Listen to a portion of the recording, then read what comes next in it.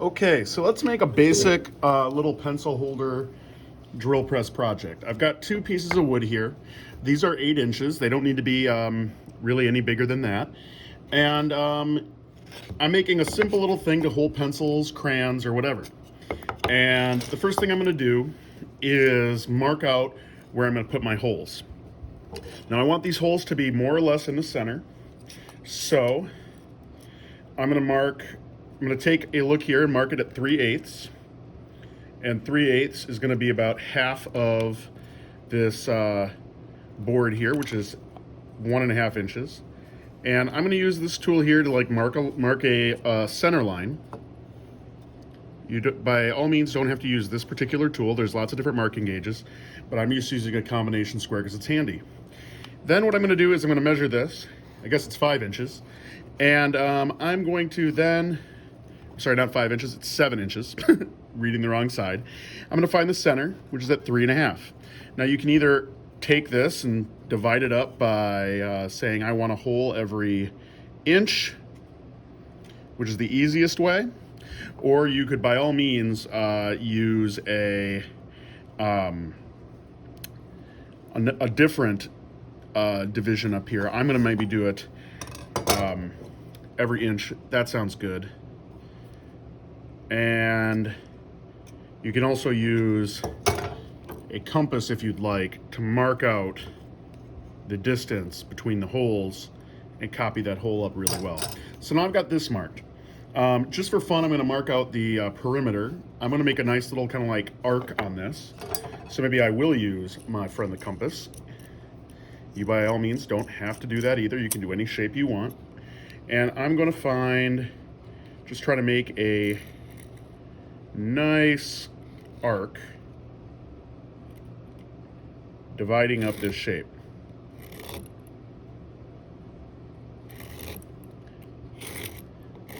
Okay, now I scratched that. It's kind of hard to see, but the idea is I'm gonna have a nice like curve on there when it's done. So now I need to actually do the drilling, and I can do the drilling a couple of different ways. I can use a hand drill and drill out those holes, or I could use a drill press. Okay, for the sake of things, I'm gonna use a hand drill. All right, so I've got my piece here and it's secured. You by all means don't have to use a vise like I'm using, but I'm just doing it because it's convenient. And what I'm gonna do is I want those holes to be accurate. So I'm just gonna use a punch here. And that punch will make sure that those holes get the best start they can and my drill bit is less likely to wander. Now I'm gonna hand do a couple of these and then I'm gonna do a couple in the drill press to show how it works. So I'm just gonna take this, line it up, and drill straight as I can. Now, this is important to think. I want to drill a certain depth. I almost forgot. So I'm gonna use a piece of tape and make sure my holes don't end up all goofy. So that's how deep I want to go. And I'm moving the drill bit in and out in order to cool that bit off and to clear out the waste material.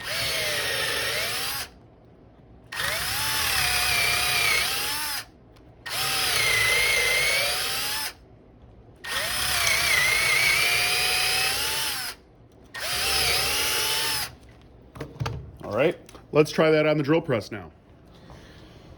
So here I am at the drill press, and the first thing I'm gonna do is set this thing up. I'm gonna remove this bit, and if you don't know how to remove the bit, ask a friend or ask your instructor. And then I'm going to attach my new bit.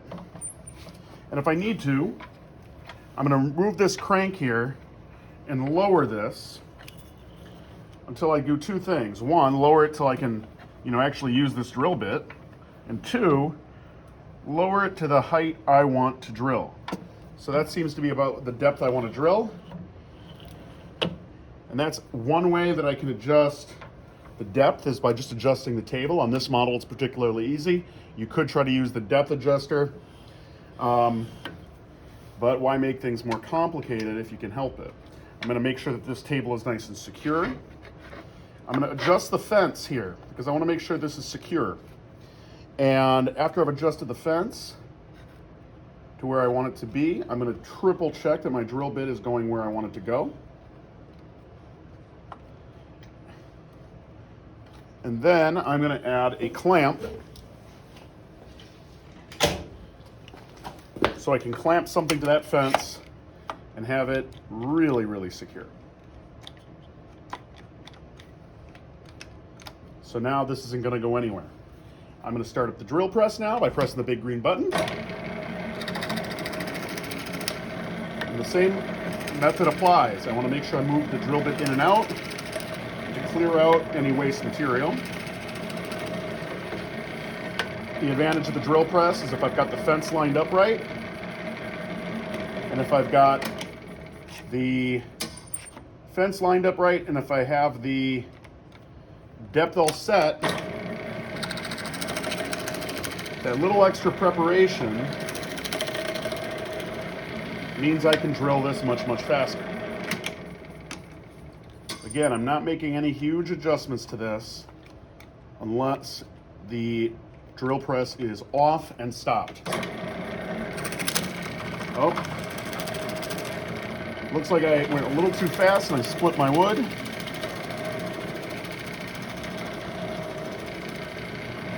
Hopefully it doesn't make too huge of a difference. Things like that will happen. I guess I got too aggressive with my drilling. We'll see how it turns out. I'm not convinced it's entirely ruined. A little bit of glue, I think I'll be able to fix that. Especially since at the top there, where I'm gonna cut it anyway. Speaking of cutting, let's go do that at the bandsaw. All right, here I am at the bandsaw.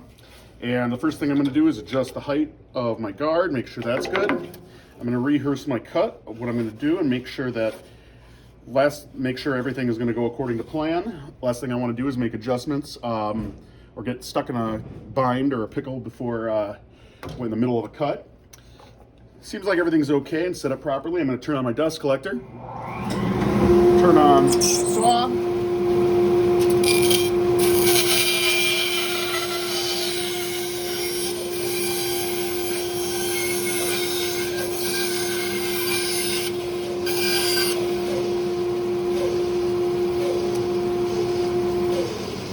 and there you go, I made my cut.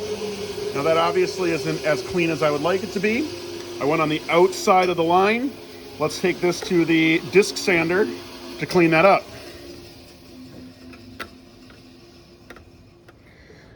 All right, here's the disc sander, and the disc sander, belt sander, is great for removing a lot of material. This is gonna spin in this direction. And what I wanna do is make sure I'm standing on this side of the wheel. If I'm standing on that side of the wheel, it's gonna kick dust at me and it might throw my material up. And speaking of dust, I wanna make sure that I turn on my dust collection system before I turn this on.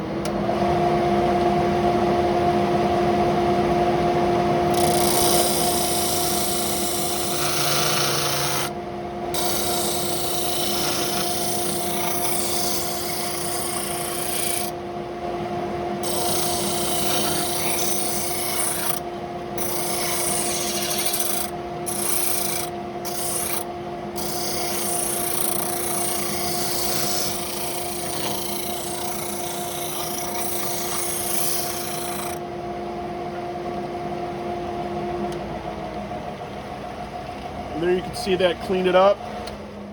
That cleaned it up quite a bit and kind of made that arch a little bit better. Now I'm ready to glue it. I'm almost done. All right, here I am about to do the final little step here. What I want to do is just glue this to a base so this thing doesn't flip over or fall down.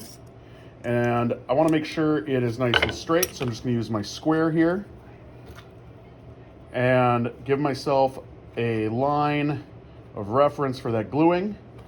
This will all sand off after the glue is set. Then what I'm going to do is lay a bead of glue along the bottom in order to minimize the squeeze out I'm just going to pass some glue along that edge before setting it onto there. And a little trick I learned is you just put some pressure on it, move it back and forth as you put some pressure on it, and eventually what'll happen is those two parts will bond really well. But obviously I'm not going to trust that, so I'm going to use a little bit of masking tape to hold that together, or a clamp or a rubber band or whatever you have on hand while the glue sets up. And when the glue is done setting up, after that's dried, you can sand that, make it nice and pretty, put a coat of paint on it, and have a nice little crayon holder.